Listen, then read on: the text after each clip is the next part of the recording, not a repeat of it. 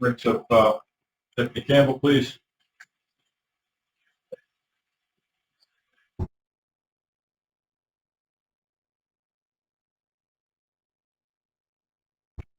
Pledge. Pledge allegiance to the flag of the United States of America, and to the republic for which it stands, one nation, under God, indivisible, with liberty and justice for all. Bring them down,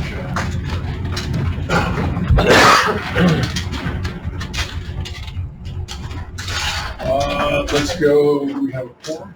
Yes.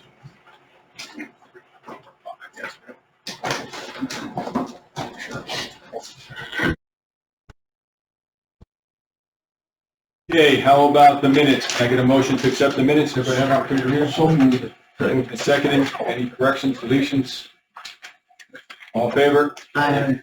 Great. Here. All right, let's go on to PS1. Resolution accepting revenue for County of Oswego Local Law Number 3 of 2024 entitled Oswego County Traffic Diversion Program. This is just accepting money through the traffic diversion program. It's approximately $100,000. 33 for the county, 32 for the town, 32 for the approximation. Okay. Get a second. Any discussion? Hearing none, all in favor? Aye. Motion carries. Okay. Resolution PS2. Resolution authorizing budgetary modification, Sheriff's Office transfer from Insurance Recovery, Treasurer's Office to Automotive Equipment, Road Division. This is a check for $54,000, totaling, two checks totaling $54,000 that they'd like to purchase. Make a motion. Okay. Got a second? Any discussion?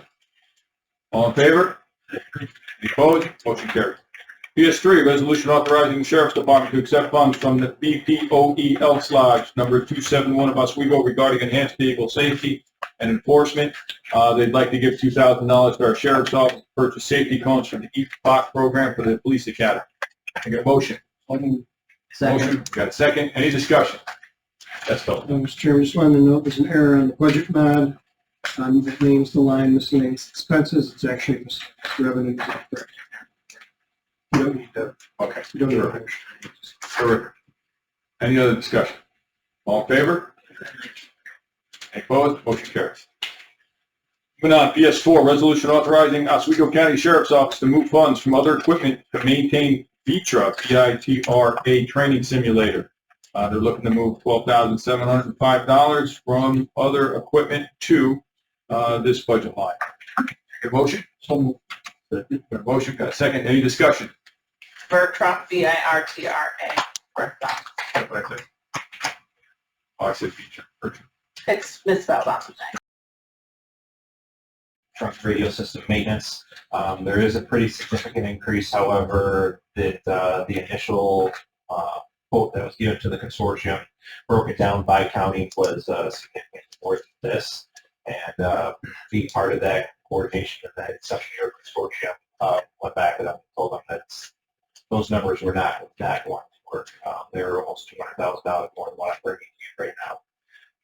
So we went through, renegotiated some of the background information that I have. I was able to pull some technical information on them and able to work some stuff. So the group was able to knock that down. Oswego County specifically, we were able to come in lower than some of the other counties because of the way that I had previously purchased equipment and they added it on. So we had some coverage there. So it's a 5-year term.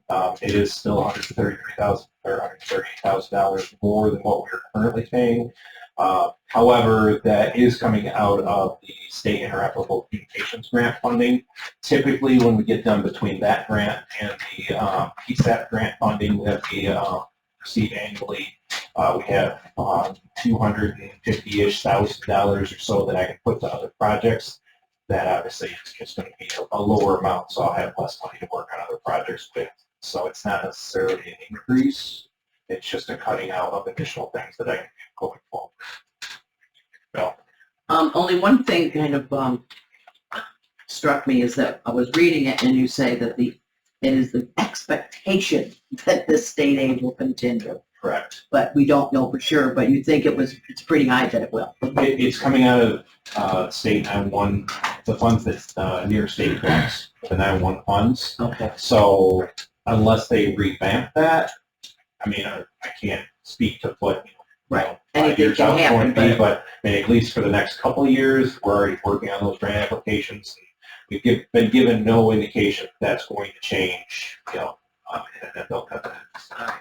But it's near state. If there's no change, what's the cost of the county? All of that is reimbursed. Also, okay. Correct. Any further discussion? All in favor? Any opposed? Motion carries. PS8, resolution authorizing budget modification to transfer funds for the purchase of a vehicle for the Emergency Management Office. I get a motion. Motion, got a second. Kathy, we'll let you kill this. Sure. So our office is looking to replace a existing vehicle that we have that is aging and a little bit side of repairs and maintenance for us. So we're going to move some money from our other equipment line into the vehicle purchase line, coming out of our red funding. So, get it underway this year instead of next year, because honestly I'm not quite sure where our red funding will go next year. While I still have some funding this year, I want to get that purchase underway. Our vehicle that we currently have, our Tahoe, is a 2011. It only has 70,000 miles on it, but it definitely has character to it. Nice. Any questions, Richard? Yes, I Phil kind of had this up at this point.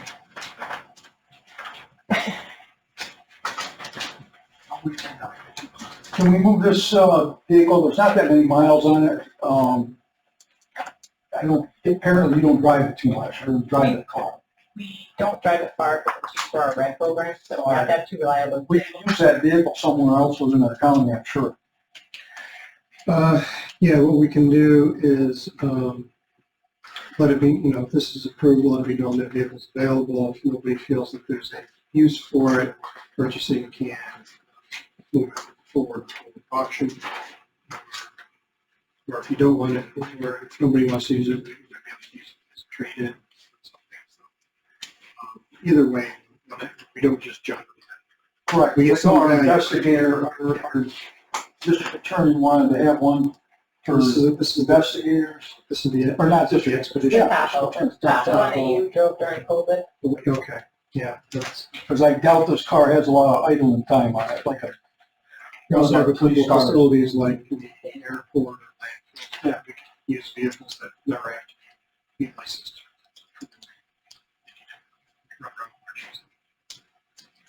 Yeah, good point. Let's repurpose if we can. Any other discussion? All in favor? Any opposed? Motion carries. Resolution PS9, resolution designating chief medical officer for the Oswego County Correctional Facility pursuant to Corrections Law 501 sub 2. They want to, Dr. Barnum is our facility is required by Corrections Law. Can I get a motion? So Got a motion, got a second. Any discussion? Cut and dry, right? All in favor? Opposed? Motion carries. All right, that's it for the resolutions. Let's move on. We've got one bid to approve. It's for the Chevy Tahoe. It's, looks like, can I get a motion? so many, Second, okay. Go ahead. Yeah, you want to do it? Sure, so, I have to submit a bid for the purchase. There was three responsives. One was actually non-responsive, because they didn't meet one of the minimum qualifications of the paperwork required. So the lowest bidder was $58,997.50. It met all of the specifications as requested. That's like to offer the bid to. The resolution goes through. So the quotation or the bid package was done with as well. Richard? yeah, I just want to point out, because I lived over in that part of the state for a number of years of my career, and the Mangino Auto Group were very good people to deal with. Very honest, and it's a good family, so. Awesome. Kathy, do you know if purchasing bid that, is that price with the trade-in? No, No trade. Okay. no, because we were considering whether we were going to see if someone internally did it or if we were going to try to retrieve. But All in favor? Any opposed? All right, it carries. All right, let's move on to departmental reports. Kathy, you might as well keep going. Sure. So we continue to administer some of our various grants. We're still waiting on the state homeland security grant. Normally it comes through in October if we ask for approval, but it's being delayed. So I'm not sure if we'll make it to the November agenda or the December agenda. So we're hoping by the end of the year. We'll be looking to approval to receive that funding. We did do a tabletop exercise with our people's coordination group. Premised it around a tornado in the area, so something that's been prominent lately. So, with, resources, working through the resources we have to support our community.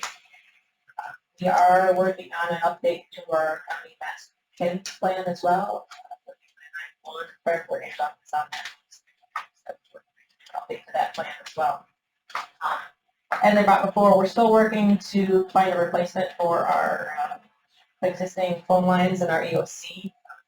So cost savings right now, we spend annually about $27,000 a year in phone lines.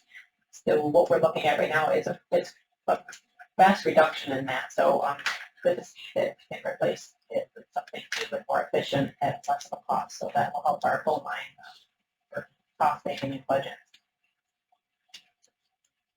As for our rec program, we did our normal first monitoring setting exercise at the First Highway Garage. We're looking to do our reception center training at the fairgrounds at the end of this month, end of October. I think we're already in October. We did sit down with the new commissioner of ESS just to explain to her ESS role and responsibilities in our rec exercises. So it's nice to meet her and talk to her. She's got a lot of great staff that has been partaking in those exercises and different roles and responsibilities for quite some time. So I think she'll be fine with that. Did do an exercise with Oswego Health for our radiological plan. We have the payment evaluate exercise upstate at the end of this month as well. And as for the drone program, we continue to support law enforcement, fire, search and rescue, and storm-related assessments. So those missions continue. 911 and our drone coordinator are working on that TFR piece. I did want to say thank you to the legislature for that drone funding. We're spending it very nicely. And the spot robot was delivered. We have a training date that we had to reschedule for that, but all 5 of the county drone pilots will also be trained on that robot itself to put it into place. And I just wanted to talk about the water levels. They continue to be down. They're down lower than they were last month. So definitely don't have to worry about that just at this point in time. And we haven't forgot about you. Have not heard anything on the FEMA declaration. Property damage up to the first one. If that's going to come through the declaration or not. Working through those. Anybody has any questions? As the water level goes down, is it anywhere near where we need to worry about it being too low and that people not being able to dock their boats? No, and I think that we're getting later in the season now, so it's the fisherman end of it now. And I haven't heard of that. There's no issues with it so far. Yeah. Richard. We have had some issues, I would say. That's just, Yeah, I think that's always true. we had a discussion about that, and then we have had a couple instances up there that the water levels were high or even above where they are now. Probably at those. We're at about the same level we were. The thing about it being low is a little bit less of a hazard once you're in the water, I guess, but it's still causing more boat issues. It's causing boating issues. At least we're at the end of the season for the recreational, so there won't be so many. Yeah. I think boat restraints just kind of come down a little bit there. Richard, you had a question? Yeah, did Kathy Holt's office get a hold of you as far as this article posting recently, like 3 days ago? She's still looking for funding for up in Oswego and a couple of other counties up in that Lewis. Yeah, so Jefferson, I think. there's 2 different storms that they're talking Yeah, about. she's talking about that. Yes, and so which one is the one that's the one for public assistance and which one's the individual system? I'm drawing, the dates are matter to me more than the. It was in August. But Both storm systems we're talking about were, I guess. so the earlier system, the 8th and the 9th, there was a lot of flooding in the Fulton area and basins. And we took a lot of that information down, and that's the one that they're looking to have a local, but there's a grant opportunity for those individuals. It's not through the state. It's through a community renewal group.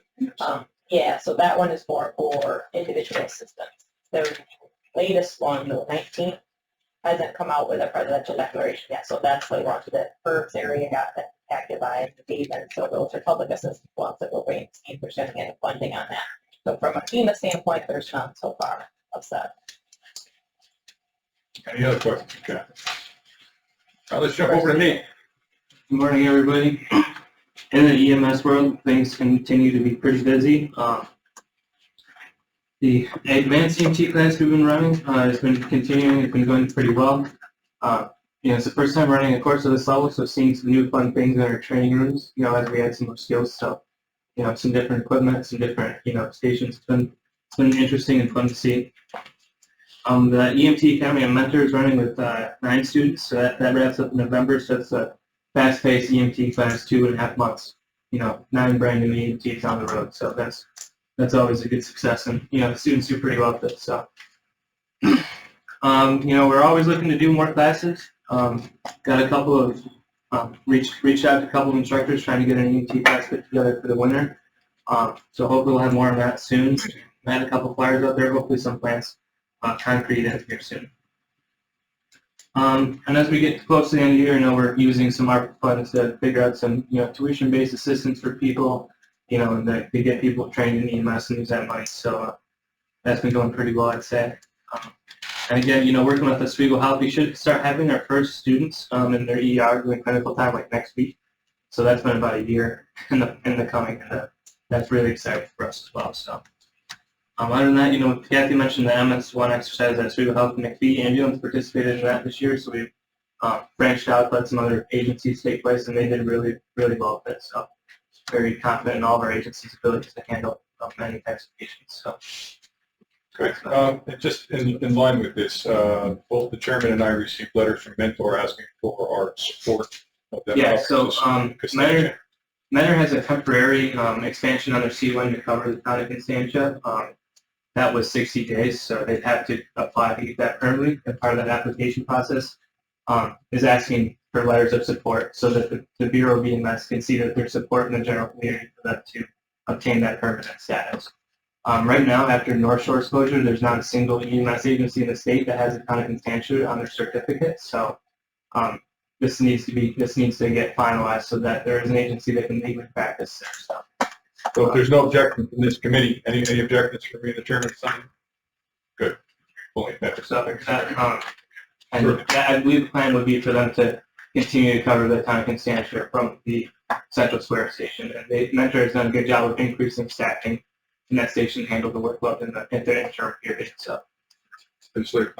Yes, is Mentor looking to take that over permanently, or is this a temporary? I don't know what the permanent plan will be. I know there have been discussions between the town and a couple of EMS agencies, and they've been weighing their options on how they want to proceed forward. If Mentor were to get this firmly on their CON, they'd be the only agency that would have it, so they would have to remain the primary response agency unless another agency were to get it on their CON, or if the town were to get their municipal CON. So for the meantime, it would be on, I'd say, probably a semi-permanent basis, unless the town decided they wanted to go with a different route. Decides to go a different direction. It wouldn't be. Either way, this would still need to happen because one agency needs to be legally able to, respond. So, have coverage.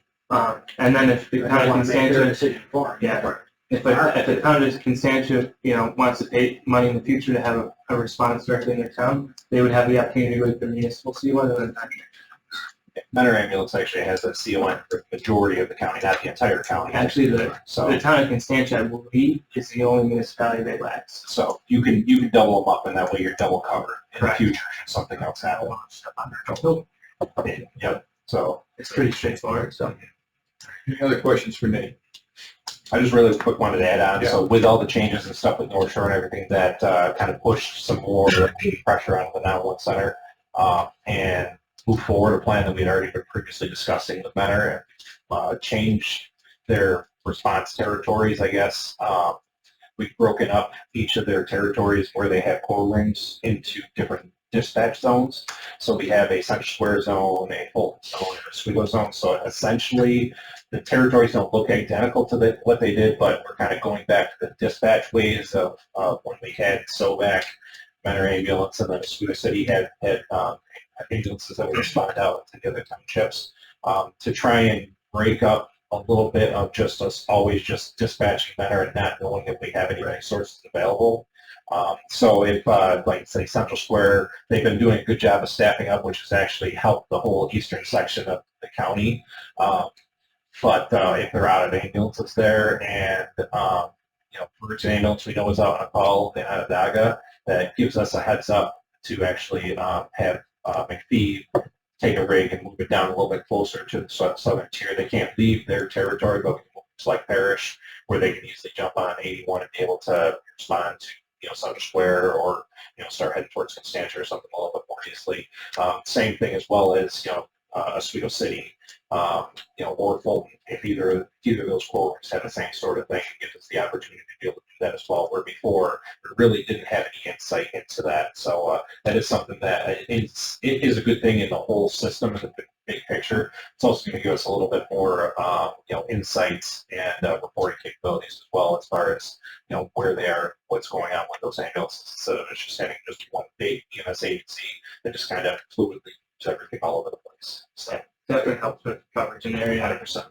I would say from the data I've seen since North Shore's closure, I would say there hasn't really been a significant change in response time. So, the whole system, Kevin staff and Mentor Ambulance and all the surrounding EMS agencies have done a really good job to step up to make sure that, we're not having the community, see lesser coverage than what they've been expected to have. So Appreciate your hard work.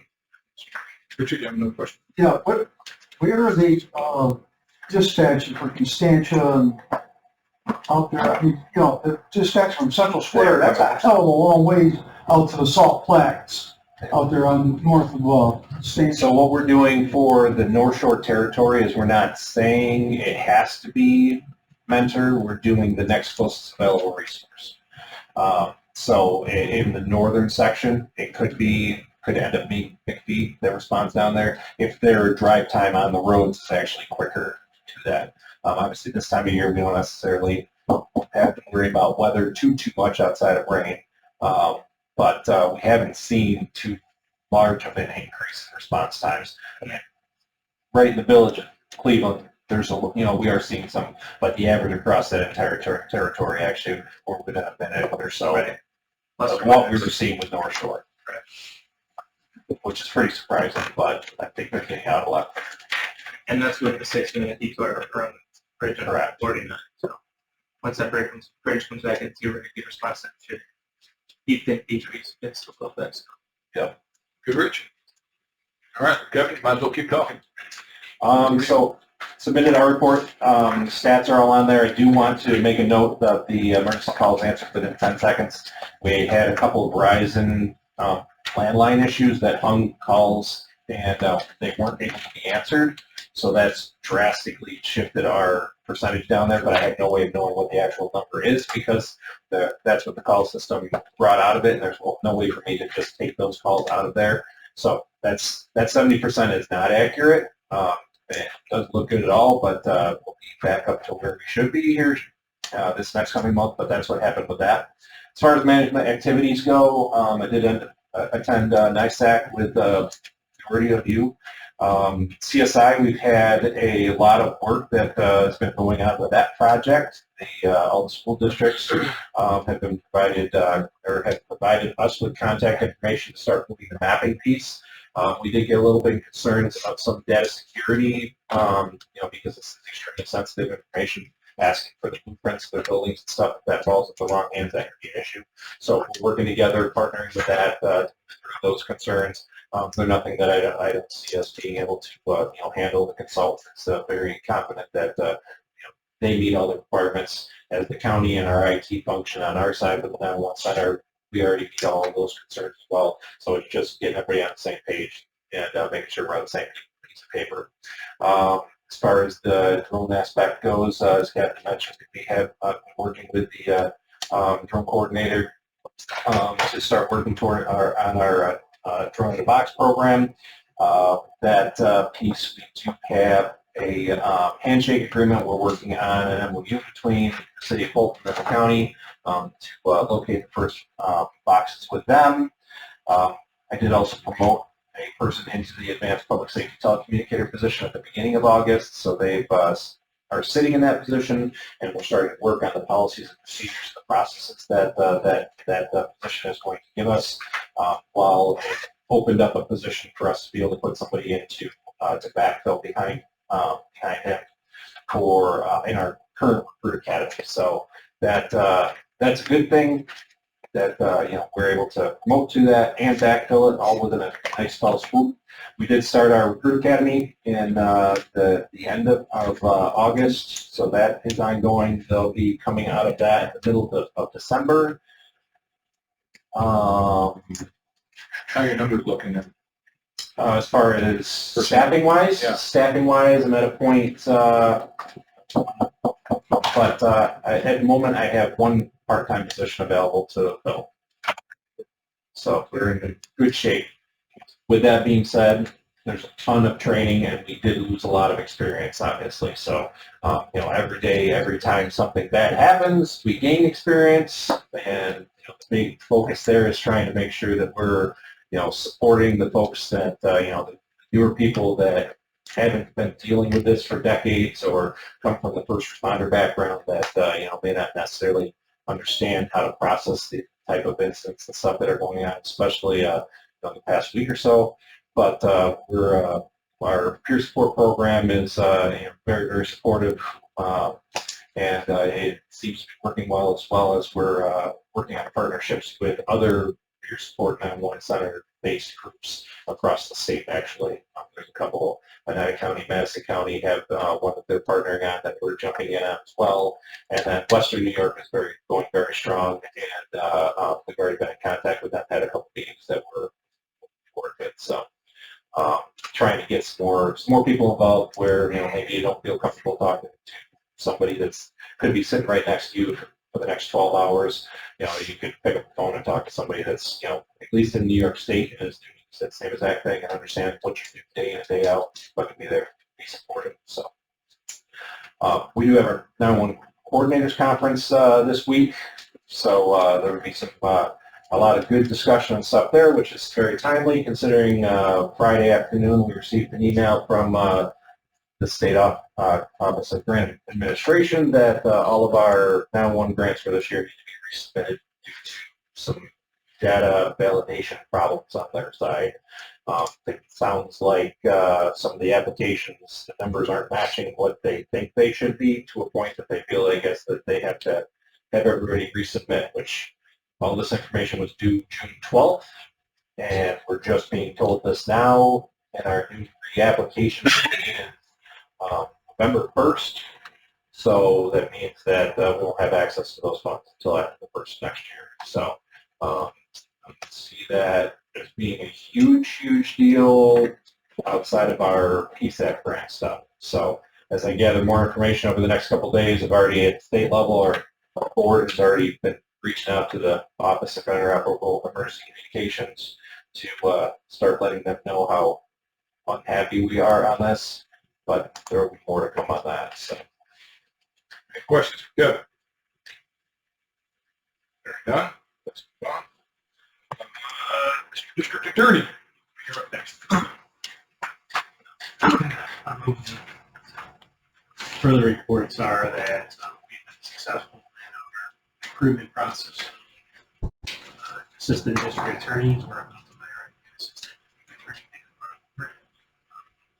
We have continued on our interviews of paralegals that have been approved earlier last month. We have offered one position, and it has been accepted. So he'll be coming aboard within this month. So we have had a number of interviews investigators. We're getting very close to filling those positions as well, in addition to what I just told you, we have also interviewed for an additional assistant district attorney position earlier last week as well, and we're very hopeful that additional assistant district attorney position as well. So anyway, our theory and our philosophy of recruiting assistant district attorneys is coming to fruition at this point, and we're very happy with our new hires. That being said, the first payments for the conversion program have been approved, and they should be coming out to the various boards for accepting funds.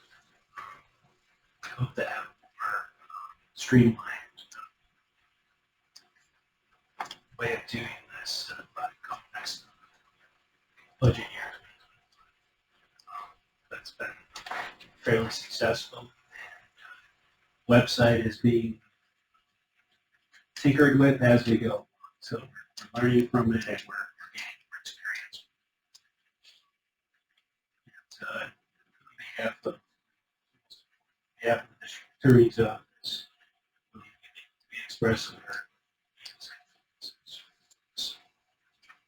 Deputy Sheriff Kim last week expressed their support to our family, friends, as well as the SWE personnel, the SWE Sheriff's Department, as well as first responders,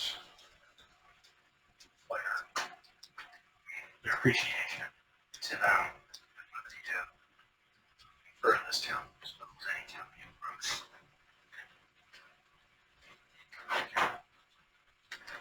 Any questions for the district attorney? Hearing none? Kate, you got anything for the sheriff's office? Things kind of round the hall. Okay. Understood. Thank you to you and your staff. Share that. We do have, a TAM summit in Albany this week that we're sending Bridget out, and I'm going tomorrow after everything's done. So that's for the domestic terrorism, TAM and threat action, or threat asset management. So things are happening there.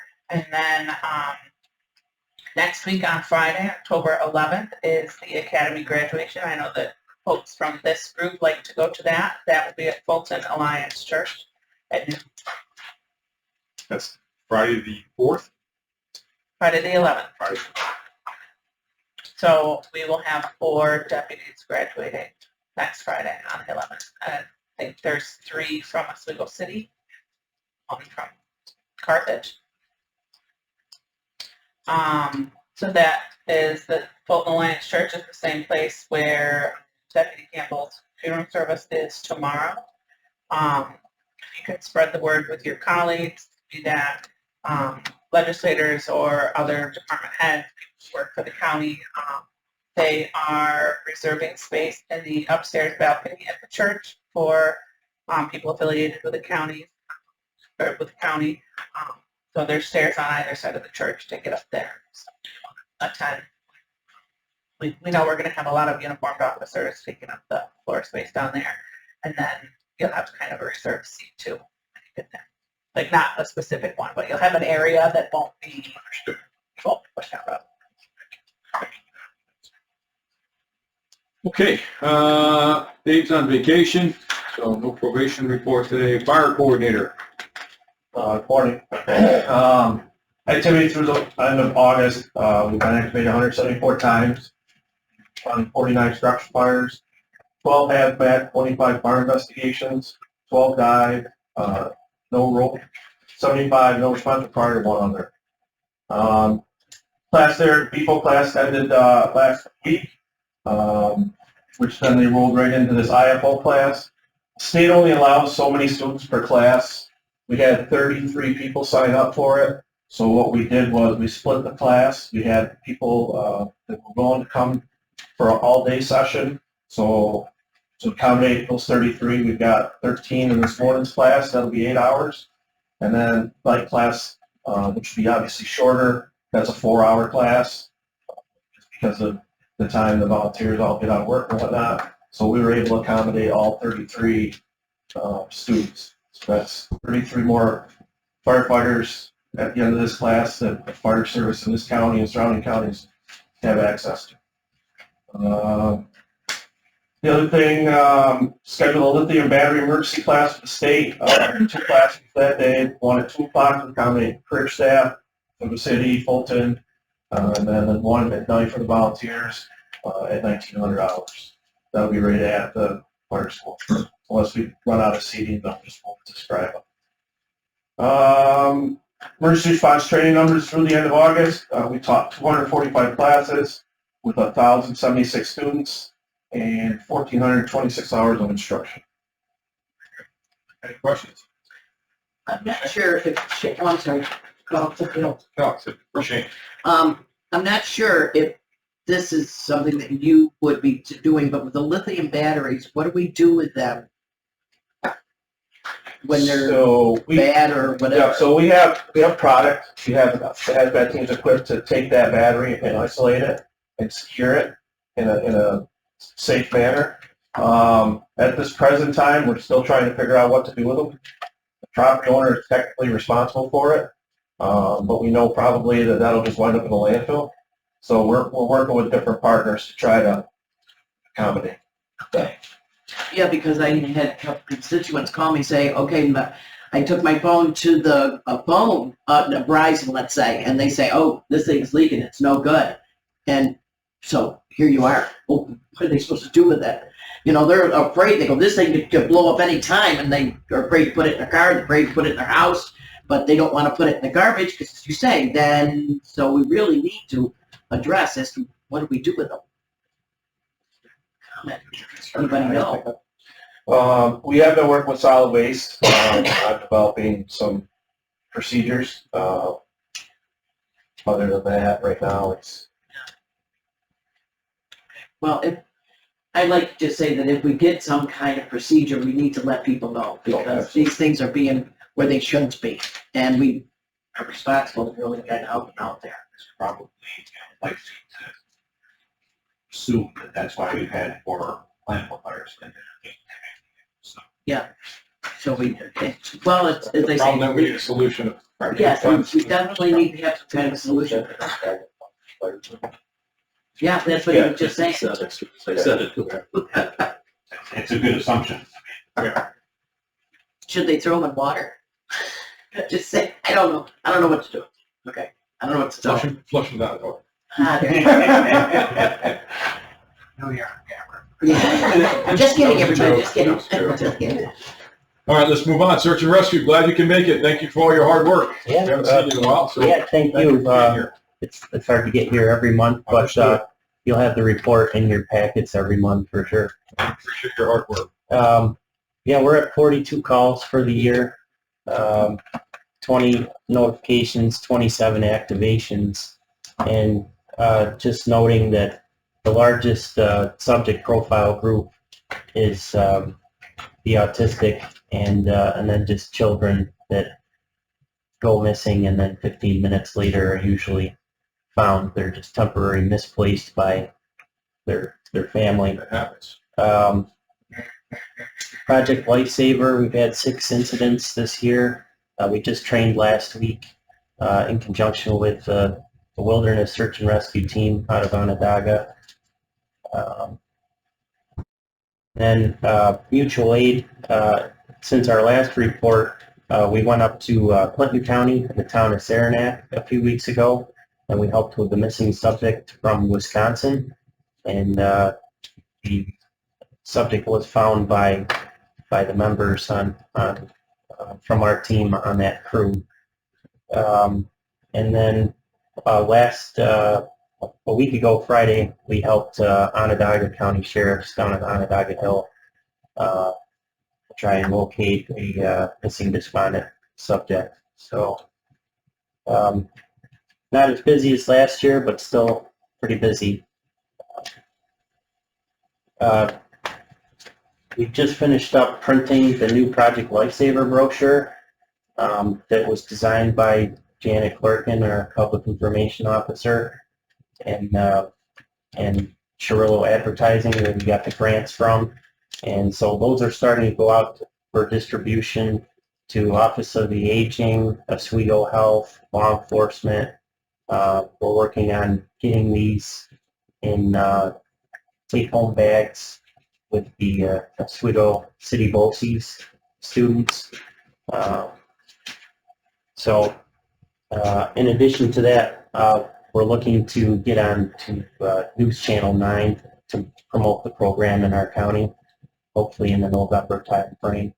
So right now we have 37 clients in the county on the program. We know that, there's, hundreds more that could benefit from this program. So.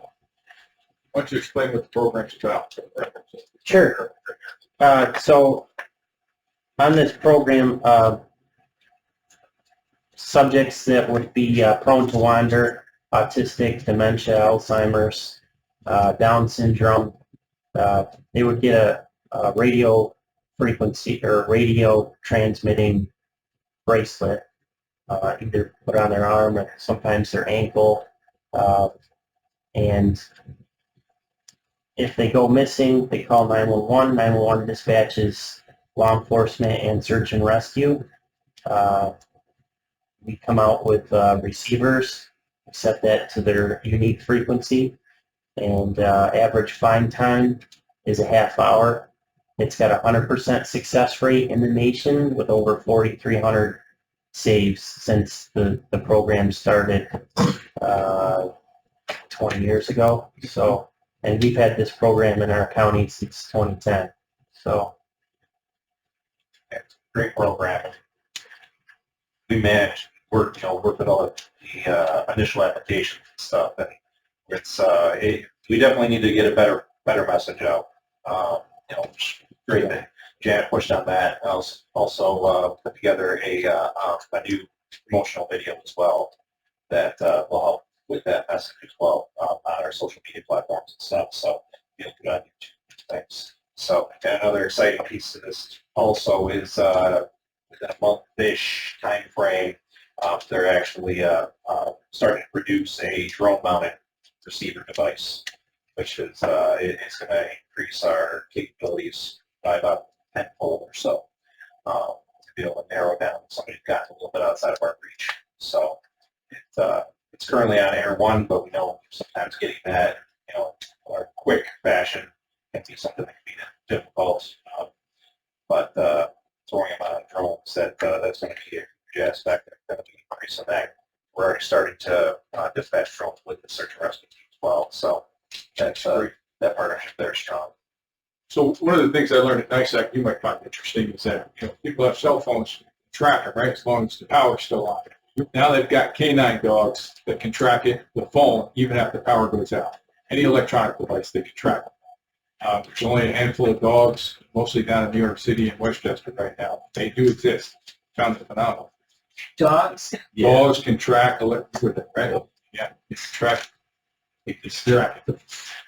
Something that's in the phone now. Yes, sort of everything emits some sort of Lithium battery. What's the microprocessor? They use a flip gel, and that emits even when it's cool. Still emits a smell, and it leaves a trace. So any place you set an electronic device, that ended up on that. It was pretty amazing. I'd never heard of that. no, neither did I. I brought it up. So might need some. Yeah. yeah, for sure. Just a couple other notes. We recently added another canine to our team that's certified in wilderness recovery, so human remains cadavers. And then we also had another member certify as a New York State DEC crew boss, one of 15 that go through the class. It's only open 15 throughout the whole state in the year, and we have 10 of these now on our team. It certifies you in search, incident organization, navigation, supervision of a crew of 6 to 7 people in the field, and they're tested to make sure that they're proficient in their navigation and survival skills. So, Thank you. Appreciate the hard work that you're doing. Any other questions? Any unfinished business? Any new business? Move for the appropriate motion. Motion adjourned. All in favor? So.